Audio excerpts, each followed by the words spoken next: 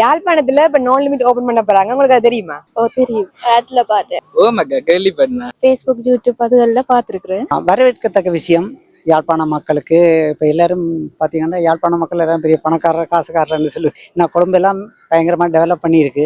இங்கே யாழ்ப்பாணம் டெவலப் பண்ணால் எங்களுக்கு ஒரு சந்தோஷம் தான். இப்ப நோ லிமிட் வந்து ஜெஃப்னால ஓபன் பண்ண போறாங்கன்னு நீங்க எவ்வளவு எக்ஸைட்டடா இருக்கீங்க? நீங்க என்னத்தை வந்து எக்ஸ்பெக்ட் பண்றீங்க நோ லிமிட்ல இருந்து யாழ்ப்பாணம்? இங்க வந்து எல்லாரும் பட்ஜெட் பார்த்தானே செலவழிக்கிறாங்க. அதுக்கேற்ற மாதிரி அது வெறுமா இருந்துச்சுன்னா அது எல்லாருக்குமே யூஸ்ஃபுல்லா இருக்கும். அதான் எல்லாம் வந்து ஒரே இடத்துல கிடைக்குதுண்டா அது எங்களுக்கு ரொம்ப ஈஸியா தானே இருக்கும். மற்றபடி ஓகே, அது லக்ஸரியா இருந்துச்சுன்னா ஓகே, பெட்டர் தானே. யாழ்ப்பாணம் கொஞ்சம் முன்னேறிச்சுன்னா நல்லா தானே. முன்னேறி தான் இருக்கு, இன்னும் கொஞ்சம் முன்னேறிச்சுன்னா பெட்டர். ஒவ்வொன்றுக்கும் ஒவ்வொரு இடத்துல போய் ஷாப்பிங் பண்ற சார்ஜ் பர்க்ல போறது அப்படி இப்படி அதுக்கெல்லாம் நிறைய செலவாகும் தானே. இது எல்லாம் ஒரே இடத்துல சொல்ல ஈஸியா இருக்கு. அதே நேரத்தில் எங்களோட கலாச்சாரம் மாறாம அதையும் பார்த்துக்கொள்ளணும். ஒரு பர்ஃப்யூம் வேண்டாண்டா கூட ஒரு ஏகப்பட்ட இடத்துக்கு போயிட்டு தான் வேண்டுறோம். ஒரு சில்பர் வேண்டாண்டா இது ஒரே இடத்துல எல்லாம் கிடைக்குதுண்டா எங்களுக்கு உண்மையா டைமும் மிச்சமா இருக்கும். பிராண்டட் இங்க யாழ்ப்பாணத்துல இருக்குது. ஆனா இப்ப நோ லிமிட் மாதிரி நாங்க இப்ப கொழும்பு தான் போகணும்.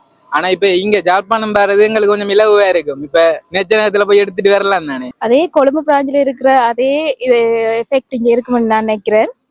கொழும்புக்கு போயிட்டு வேண்டுறதுக்கு இங்க ஜெஃப்னான்றபடியா எங்களுக்கு கொஞ்சம் ஈஸியா இருக்கு. நோ லிமிட் அவங்களோட பிராஞ்சை ஜனவரி 3ஆம் தேதி நாளைக்கு ஓபன் பண்ண போறாங்க. கட்டாயம் எல்லாருமே நோ லிமிட்டுக்கு விசிட் பண்ணுங்க.